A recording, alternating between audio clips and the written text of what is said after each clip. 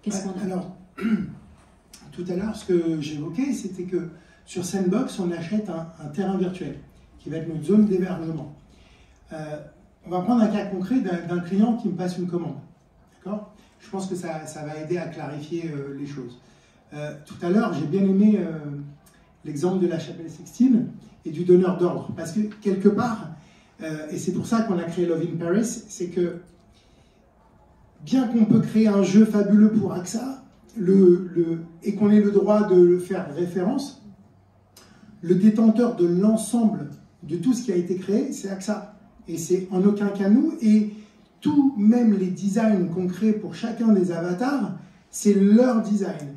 Donc en gros, ce qu'ils possèdent, il y a déjà tout un ensemble d'objets 3D qui ont été réalisés pour créer ce jeu. Donc clairement, on leur fait un disque, aujourd'hui c'est des drives en fait, avec tous les assets digitaux à récupérer. On a aussi créé des images qu'on va retrouver dans le jeu. Tous ces plans, toutes ces images leur appartiennent. La conception du jeu, tout leur appartient. Et lorsqu'on publie ce jeu sur Sandbox, il y a clairement dans leurs conditions générales de vente, privacy, policy, etc., il y a clairement, c'est écrit noir, non, eux c'est écrit blanc sur noir, il y a bien noté, et j'ai vérifié justement avant de venir, que le jeu reste la propriété du commanditaire quelque part. Donc là, je deviens le crayon avec mon équipe d'AXA pour les accompagner, c'est eux les propriétaires. Par contre, sur Sandbox, on a une marketplace. Une marketplace sur laquelle on va pouvoir vendre des assets digitaux sous forme de NFT. C'est-à-dire que sur le jeu, sur Love in Paris, on a une collection, peut-être on la verra tout à l'heure, d'une quinzaine de NFT. En fait, Sandbox va, lorsqu'il y a une transaction, lorsqu'il y a une vente, va récupérer 5% de commission. Mais le modèle 3D, les NFT sont dans le wallet dédié au projet et on en est les détenteurs sur la blockchain, c'est nos NFT. Voilà, je ne sais pas si je... Donc en fait, il y a plusieurs niveaux. Il y a le fait, tout dépend déjà des plateformes pour commencer. Ouais.